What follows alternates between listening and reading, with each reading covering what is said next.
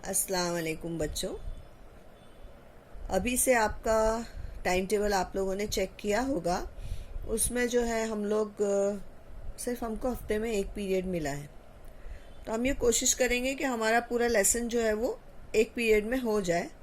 अगर नहीं होता है तो हम अगले पीरियड में थोड़ा सा और उसको आधा लेसन करके और फिर लिखने का काम इंशाल्लाह देंगे। ठीक है, तो चलिए देखते हैं कि शिवाजी महाराज से पहले, कब्ल कब्ल का मतलब होता है पहले, शिवाजी महाराज से कब्ल का महाराष्ट्र कैसा था। सबसे पहले तो देखो कि 17वीं सदी ईस्वी के आगाज में, स्टार्ट में महाराष्ट्र के ज्यादातर इलाकों पर निजाम शाह, आदिल शाह और मुगलों का कब्जा था। यह हम बात कौन से सदी की कर रहे हैं? 17वीं सदी की। 17वीं सदी ईस्वी के आगाज में महाराष्ट्र के ज्यादातर इलाकों पर निजाम शाह, आदिल शाह और मुगलों का कब्जा था। अफ्रीका के सिद्दियों ने कोकण के साहिली इलाकों पर बस्तियां बनाई हुई थी। गोवा और वसई पर पुर्तगालियों की या पोर्चुगीजों की हुकूमत थी। अब इन तमाम लोगों की रस्साकशी की वजह से, रस्साकशी का मतलब ये तमाम लोग कौन कौन? निजाम शाह, आदिल शाह, मुगल, अफ्रीका के सिद्दी और वसई पर, गोवा पर जो पुर्तगाली थे, ये लोग सब मिलकर चाह रहे थे कि हिंदुस्तान पर उनका कब्जा हो जाए। उसकी वजह से, इन तमाम लोगों की रस्साकशी की वजह से महाराष्ट्र में अदम इस्तेकाम और अदम तहफ़्फ़ुज़ का माहौल पैदा हो गया। हम इस बात को इस तरीके से भी समझ सकते हैं कि बेटा हमारा घर है, अगर हमारे घर में कोई बाहर का इंसान आके अपनी हुकूमत करने की कोशिश करे तो क्या होता है? सारे घर वाले बेचैन हो जाएंगे ना कि भाई ये तो हमारा घर है और ये किस तरह से हमारे ऊपर हुकूमत करने की कोशिश कर रहा है। तो यहाँ पर भी यही हुआ। महाराष्ट्र में अदम इस्तेकाम और अदम तहफ़्फ़ुज़ का माहौल पैदा हो गया। अब हम शिवाजी महाराज से पहले के ज़माने में सियासी निज़ाम कैसा था उसके बारे में थोड़ा सा जान लेते हैं। तो सबसे पहले गांव होते थे जिनको मौजा भी कहा जाता है। छोटे देहात होते थे, यानी गांव, छोटे छोटे देहात। अब छोटे देहातों में जो अफसर होता था वो पाटिल होता था, और उस पाटिल का काम था, पाटिल के साथ में एक और अफसर होता था उसका कुलकर्णी। यानी गांव जो होते थे, छोटे से एक इलाका होता था, एक मौजा होता था, उसमें छोटा सा एक देहात होता था। देहात के अंदर अफसर होते थे पाटिल, कुलकर्णी। गांव का मुखिया ज्यादा से ज्यादा जमीन को जेरे काश लाना, झगड़ों को हल करना, और ये गांव का मुखिया हुआ करता था पाटिल और कुलकर्णी। गांव में अमन कायम करना, पाटिल के कामों में मदद करना, और जो भी जमाशुदा महसूल होता था उसका इंदराज करना, मीन्स एक बुक मेंटेन करना और जिसके अंदर सारा लिखा हुआ होगा कि किसने कितना महसूल दिया है और किसको कितना देना है। इसी तरह से सेकंड उस नंबर पे आता है कस्बा। कस्बा किसको बोलते हैं? ऐसा गांव जो जरा सा बड़ा हो, यानी उसका सदर मकाम हो, परगना का सदर मकाम हो। और यहाँ पे होते थे शेट्टे और महाजन। अब ये शेट्टे और महाजन का क्या काम था? कस्बे में बाजार के वतनदार अफसर होते थे। गांव में बाजार बसाने की जिम्मेदारी इनकी होती थी। बाजार बसाने का मतलब होता है बेटा कि वो लोग वीकली, आप लोगों ने देखा होगा गांव में ना वीकली बाजार लगते हैं, तो बाजार बसाना, बाजारों का हिसाब किताब रखना, मीन्स वो लोग कुछ पैसे लेके जो है वो जगह देते होंगे, या इस तरह का कुछ भी उनका ये सिस्टम था। उसके बाद आता है, गांव के बाद आता है कस्बा, कस्बे के बाद आता है परगना। अब परगना किसको बोलते हैं ये देखते हैं।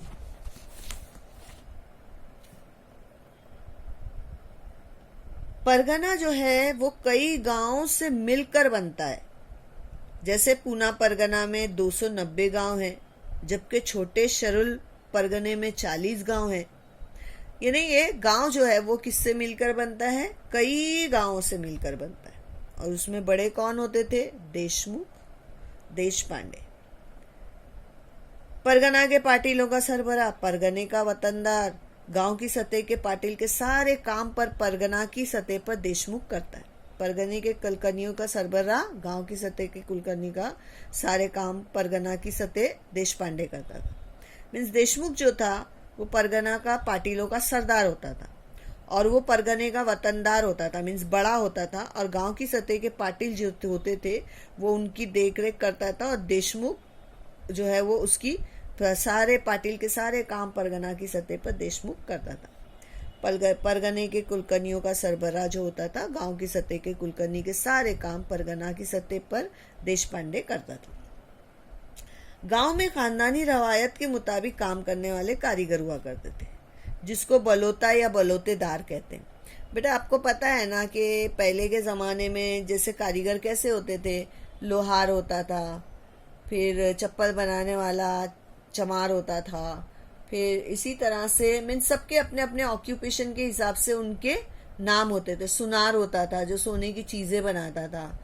तो इस तरह से गांव में खानदानी रवायत के मुताबिक काम होते थे। मीन्स यानी एक शख्स है, उसका काम है कि वो कपड़ा बुनता है, तो उसका बेटा भी वही काम करेगा, उसके बाद उसका बेटा भी वही काम करेगा, उसके बाद उसका बेटा भी वही काम करेगा, यानी ये खानदानी रवायत रहती थी। इसी तरह से कारीगर साल भर किसानों की खिदमत करते थे। वे किसानों को जाहिर बात है हल चलाने के लिए हल चाहिए, तो लोहार जो है वो हल बना के देता था। उसकी जितनी चीज़ें उनको वहाँ लगती थी खेतों में काम करने के लिए, तो वो उनके लिए वो बना के दिया करता था। तो इनकी खिदमत के बदले में किसान अनाज की शक्ल में उन कारीगरों का कुछ हिस्सा दे देता था, यानी वो पैसा नहीं देता था बल्कि अनाज देता था। इसको बोलते हैं बार्टर सिस्टम, यानी कि चीज़ों के बदले चीज़ों का लेन देन। इसी तरह से जो हिस्सा इन लोगों को दिया जाता था उस हिस्से को कहते थे बलोता और लेने वाले को कहते थे बलोतेदार। यानी जो हिस्सा निकलता था वो बलोता होता था और वो बलोता लेने वालों को बलोतेदार कहते थे। अब वतनदार और हुक्मरान अवाम के दरमियान की कड़ी थे। अवाम की शिकायत और मतालबात हुकूमत तक पहुंचाना वतनदारों की जिम्मेदारी थी और वतनदार अपने इख्तियारात का गलत इस्तेमाल करते थे। अवाम से ज़्यादा लगान वसूल करते थे, हुकूमरान तक पहुंचाने में देर करते थे या कभी कभी तो जमा भी नहीं करते थे। अब क्या हो गया कि 1630 के कहत में अनाज की शदीद किल्लत हो गई और लोग खौफजदा हो गए। ज़राअत और सनतें बर्बाद हो गई, माशी हालात ख़राब हो गए, मवेशी मर गए, लोग दर बदर की ठोकरें खाने लगे और समाजी ज़िंदगी तबाह व बर्बाद हो गई। और अहद वस्ता में समाजी बुराइयां भी बहुत सारी थी। अब 1630 के कैद के ये असरात तो हुए कि अनाज की किल्लत हो गई, ज़राअत और सनतें बर्बाद हो गई, माशी हालात ख़राब हो गए, मवेशी हलाक हो गए, लोग दर बदर की ठोकरें खाने लगे, तो समाजी ज़िंदगी भी तबाह व बर्बाद हो गई। ऐसे में ज़ईफ़ुल एतक़ादी बढ़ गई। ज़ईफ़ुल एतक़ादी किसको बोलते हैं कि जैसे कि कुछ लोग होते हैं, जैसे क्या इस तरीके से बताएंगे, अरे दूध उबर गया तो ये नहुसत है, अरे अगर आगे से सामने से बिल्ली रास्ता काट गई तो ये गलत है, अपना कुछ नुकसान हो जाएगा। अगर हमने छींक मार दिए निकलते निकलते तो हमको छींक आ गई तो वो छींक भी जो है वो हमारी जो है वो नहुसत है। तो इस तरह की बहुत सारी, और जादू टोने और ऐसी सब ज़ईफ़ुल एतक़ादी थी। लोगों का जोश अमल सर्द पड़ गया था, लोग तकदीर परस बन गए थे। मीन्स वो ये यकीन रखते कि हमारी तकदीर में होगा तो हमको अल्लाह ताला दे देंगे, लेकिन वो ये उसके लिए उसको पाने के लिए मेहनत नहीं करते थे। तो उसकी वजह से लोग जो है वो मकाफात अमल पर ज़्यादा जोर देने लगे, करम कांड जिनको बोलते हैं मकाफात अमल। अब ऐसे में क्या हुआ कि समाज के मुख्तलिफ तबकात में संतों की रवायत कायम हुई। मीन्स ऐसे टाइम पे संत लोग जो थे वो आगे आए। संतों की तहरीक का मरकज़ था पंढरपुर और विट्ठल उनका देवता था। भजन करना, कीर्तन करना, लंगर बनाना, लंगर के तवसत से समाज में मसावत की तबलीग पैदा करना, यानी हम सब एक है, यानी हमारे बीच में कोई भी जो है वो अलग नहीं है, हम सब एक हैं। इनका काम था, इनका कहना था। अब उसमें संतों के काम देखते हैं हम लोग। तो सबसे पहले है संत नामदेव। ये नरसी एक जगह का नाम है। यहाँ पे संत नामदेव थे। उन्होंने अभी अभंगों की तख्लीक की। गुरु ग्रंथ साहब में इनके अशार शामिल है। इनकी तालीम थी कि वारकरी फिरके के अहम और अजीम संत, आला मुंतजिम और कीर्तन करने वाले हर जात के मर्द जन में मसावत के जज्बे को बेदार किया, भागवत मजहब के पैगाम की तबलीग की और पंढरपुर में विट्ठल मंदिर के सदर दरवाजे के सामने संत चौखा मेला की समाधि तामीर की। संत नामदेव जो थे नरसी से ताल्लुक़ रखते थे। अभंगों की तख्लीक की उन्होंने। गुरु ग्रंथ साहब में भी उनके अशार शामिल हैं। गुरु ग्रंथ साहब जो है वो पंजाबियों की वो है किताब है। इसी तरह से उन्होंने हर जात के मर्दों जन में मसावत के जज्बे को बेदार किया और पंढरपुर में विट्ठल मंदिर के सदर दरवाजे के सामने संत चौखा मेला की समाधि तामीर की।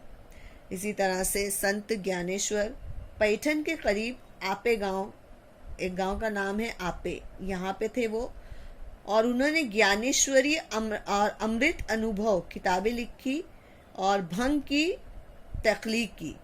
इनकी तालीम क्या थी कि भक्ति माँ की अहमियत बयान की, आसान मजहबी अमाल की तबलीग की, वारकरी फिरके को मजहबी वक़ार अता किया और पसाईदान में आला इखलाकी कदरों पर जोर दिया। पसाईदान इनकी किताब है, मजहबी किताब है, और उसमें उन्होंने अपने लोगों को जो है ये तालीम दी कि भक्ति माँ की अहमियत बयान की और आसान मजहबी अमाल की तबलीग की। यानी कोई उसमें कोई ज़बरदस्ती नहीं है और किसी किस्म का मतलब उसमें एक मज़हब ही है ना, तो उसको मज़हब की तरह से अच्छे से करना चाहिए, ऐसा कहा। अब संत एकनाथ जो थे वो पैठन के ही थे। अभंगों की तख्लीक की। गोड़नी, भारवड़, भारवार, रामायण, संस्कृत किताब, भागवत के भक्ति पर मबनी हिस्से का मराठी में उन्होंने तर्जुमा किया। भागवत धर्म को आसानी और वजाहत से पेश किया। रामायण के अहद की अवामी ज़िंदगी की तस्वीर कशी की। उन्होंने अपने रवैये के ज़रिए दिखाया कि ज़िंदगी के आला मकसद के हुसूल के लिए दुनिया तर्क करने की ज़रूरत नहीं है। दूसरे मजहबों से नफ़रत करने वालों लोगों पर तनकीद की। यानी उन्होंने क्या किया, संत एकनाथ ने अभंगों की तख्लीक की और उनकी जो तख्लीक थी वो गोड़नी, भारवड़, भारवात, रामायण, संस्कृत किताब, भागवत के भक्ति पर मबनी थी। भागवत धर्म को आसानी और वजाहत से पेश किया, मीन्स ईजी बताया उसको, और रामायण के अहद की अवामी ज़िंदगी भी बताई कि कैसे थे वो लोग, और उन्होंने अपने रवैये के ज़रिए दिखाया, यानी अपने आप को एक एग्जाम्पल की तरह पेश किया कि ज़िंदगी के आला मकसद के हुसूल के लिए अगर दुनिया तर्क करने की ज़रूरत नहीं है, हम अपना दीन और दुनिया दोनों जो है वो संभाल सकते हैं और हम दोनों तरफ जो है वो काम कर सकते हैं। अब संत तुकाराम, संत नामदेव हो गया, संत ज्ञानेश्वर हो गया, अब संत एकनाथ हो गया, और अब हम पढ़ते हैं संत तुकाराम के बारे में। ये दीहू के थे। किताब थी इनकी गाथा। इसमें बहुत सारे अभंगों की तख्लीक की और शानदार खुशियों से पूरा अभंग लिखे। कुचले हुए मजलूमों की खुदा का जलवा देखने की नसीहत की, यानी गरीब और बेचारे एकदम गरीब और एकदम ऐसे पिछड़े हुए लोग, उनको जो है उनके चेहरों में जो है वो अपना खुदा का जलवा देखने की नसीहत की। मुनाफिकत, ज़ईफ़ुल एतिक़ादी पर कड़ी तनकीद की और अकीदत और को अखलाक से जोड़ा। जब इंसान के अखलाक अच्छे होते हैं तो इंसान जो है वो सारे लोगों को जो है वो पसंद आने लगता है। तो इसी तरह से हमारा भी मज़हब जो है वो अखलाक पर बहुत ज़ोर देता है। वहमी लोगों ने अवामी बेदारी की मुखालिफत की। अभंग कहने का हक नहीं है, ये कहकर इनकी शायरी की बेयाजों को इंद्रायणी नदी में गर्क कर दिया। ये इंद्रायणी नदी जो है वो पूना के करीब है और यहाँ पर जो है उन्होंने उनकी जितनी भी किताबें लिखी हुई थी वो किताबों को उन्होंने सब वो दरिया में बहा दिया। उम्मीद है यहाँ तक समझ में आया होगा।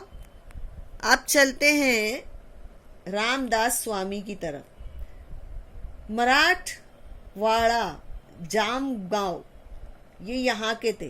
दास बौद्ध करुणा शन के मनाचे श्लोक, दास बौद्ध करुणा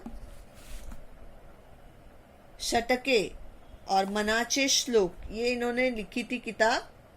और इबादत की अहमियत बताई कैसे बताई इबादत की अहमियत?